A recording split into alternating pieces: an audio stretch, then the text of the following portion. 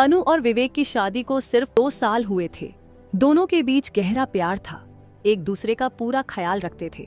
विवेक office से आते ही अनु के साथ बैठकर दिन भर की बातें करता और अनु उसे अपने दिन की छोटी छोटी बातें बड़े प्यार से सुनाती। उनके बीच हंसी मजाक और मस्ती बनी रहती थी। भाग 2। बदलता वक्त धीरे धीरे समय बीता और अनु ने महसूस किया कि विवेक अब पहले जैसा नहीं रहा। वह ऑफिस से देर से आने लगा, फोन पर ज्यादा बिजी रहने लगा और कभी कभी बिना बताए बाहर चला जाता। अनु ने पहले सोचा कि यह काम का दबाव होगा, लेकिन जब उसने देखा कि विवेक रात रात भर फोन पर चैट करता है और अक्सर मुस्कुराता रहता है, तो उसके दिल में शक पैदा होने लगा। भाग 3। शक का बीज। एक दिन अनु ने विवेक का फोन चुपचाप देखने की कोशिश की, लेकिन पासवर्ड लगा हुआ था। यह देख उसका शक और बढ़ गया। उसे लगने लगा कि जरूर कोई और लड़की उसकी जिंदगी में आ गई है।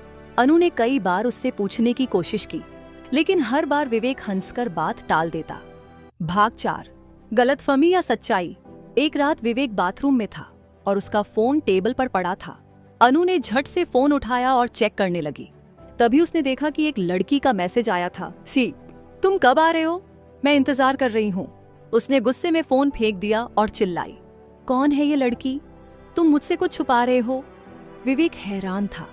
उसने अनु को समझाने की कोशिश की, लेकिन अनु ने बिना सुने रोते हुए कहा, अब सब साफ वारी हो गया, तुम मुझसे झूठ बोल रहे हो। सच्चाई सामने आई। अगले दिन अनु ने बिना विवेक को बताए उसका पीछा किया। विवेक सीधा एक रेस्तरां में गया और वहां वह लड़की उसका इंतजार कर रही थी। अनु का शक अब यकीन में बदल चुका था, लेकिन जब अनु पास जाकर उनकी बातें सुनी तो उसके पैरों तले जमीन खिसक गई।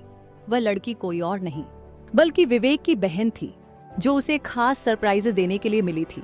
वह विदेश में रहती थी और अनु के लिए एक बड़ा गिफ्ट लेकर आई थी।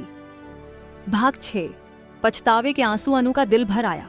उसे एहसास हुआ कि उसने बिना जाने बिना समझे विवेक पर शक किया।